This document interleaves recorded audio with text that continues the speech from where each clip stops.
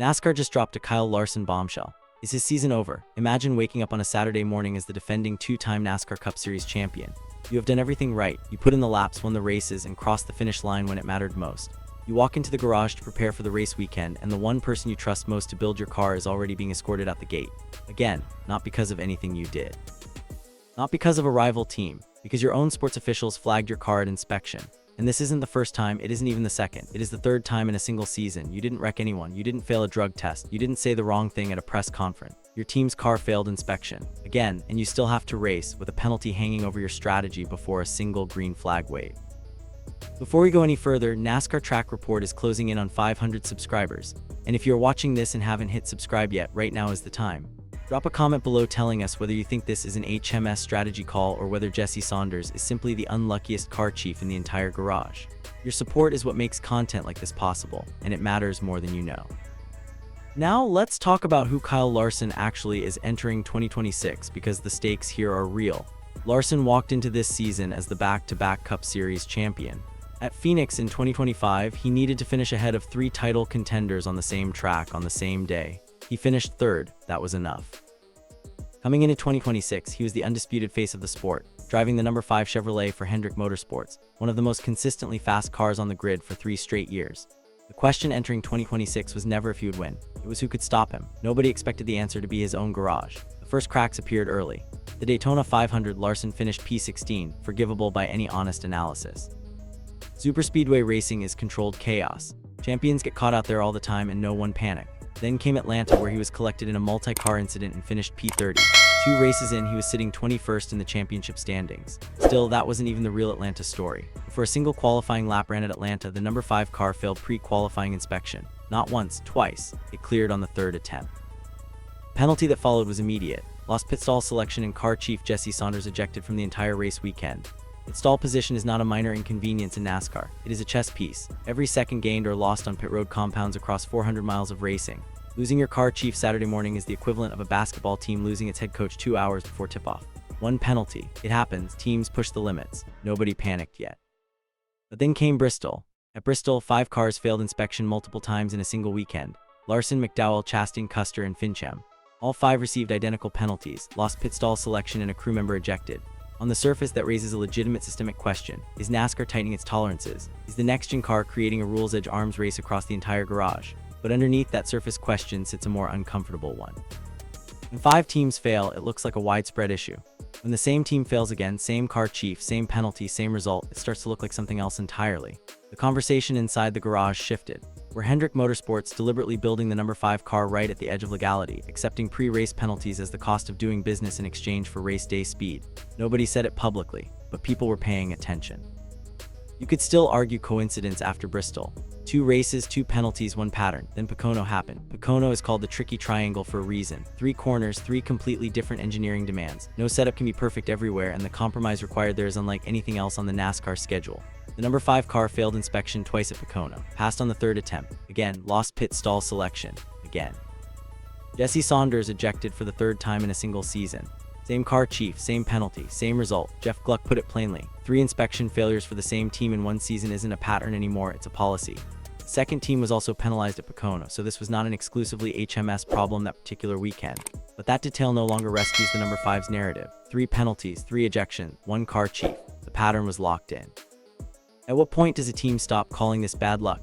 Here's where this story takes a turn that almost nobody is giving Kyle Larson credit for. After Saunders was ejected from the Pocono weekend for the 3rd time, Larson walked to the track and posted the fastest practice lap in the entire field. Not second fastest, fastest. He beat Denny Hamlin, a driver who knows Pocono as well as anyone in the sport, by a margin that was not close. Larson then qualified 2nd and started from the front row. His car chief had just been thrown out of the weekend. The person responsible for dialing in his setup, his shock packages, his aerodynamic trim gone before the first practice session was complete. And Larson went faster than everyone in the field. Every single penalty in 2026 has targeted the team, not Larson's license, not his ability to race. He has not been fined, suspended, or penalized personally. He simply drives, and he is still fast. Here's what the championship math actually looks like right now.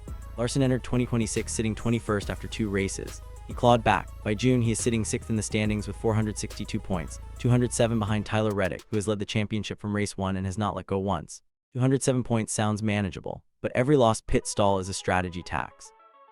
Every ejected crew member is a resource drain mid-weekend. Every pre-race penalty is friction that Reddick's team is simply not carrying. Reddick has been quiet and methodical, no drama, no penalties, no Saturday morning disasters, just points week after week. Larson is fast enough to win the championship. His team is making it structurally harder to do so. And that gap between driver performance and organizational execution is widening at exactly the wrong time in the season. Now add a wildcard on top of everything. June 23, the Anduril 250 at Naval Base Coronado, the first street circuit race in Cup Series history. No data, no historical reference points. No team has an edge because no team has ever been there before. Larson's career arc, dirt tracks, short tracks, superspeedways, road courses, and an IndyCar start makes him theoretically the most adaptable driver in the field for a format built on the unknown. Then the in-season challenge bracket drop. Top 32 driver, single elimination, $1 million to the winner. Larson enters as the 6th seed. His first-round opponent, Riley Herbst, the 27th seed. On paper, it looks one-sided. In bracket racing, nothing is one-sided. One pit road miscalculation, one debris caution at the wrong moment, one Saturday inspection failure that costs pit stall selection at a critical race, and $1 million disappears before it was ever really in your hands. The number 5 car fails inspection at Sonoma. If Saunders gets sent home for the 4th time in a single season in the opening race of $1 million bracket tournament, what does Hendrick Motorsports actually do? What can they do? Hendrick Motorsports has won more Cup Series championships than any organization in the history of the sport. They have the budget, the engineers, the facilities, and the legacy. Getting a car through pre-qualifying inspection is not the difficult part of running a NASCAR team. It is the baseline. When the most decorated organization in the sport fails at baseline 3 times in the same season with the same car chief, it is no longer bad luck. It is a question that demands an answer. 2 readings exist and both are legitimate. The charitable interpretation, next-gen tolerances are brutal. HMS is chasing performance at the legal edge the same as every other team, and sometimes the edge catches you. The less charitable interpretation, the number 5 car has been deliberately built to flirt with legality. The pre-race penalties are an acceptable strategic trade for race day speed, and Jesse Saunders keeps absorbing the cost every time it doesn't clear.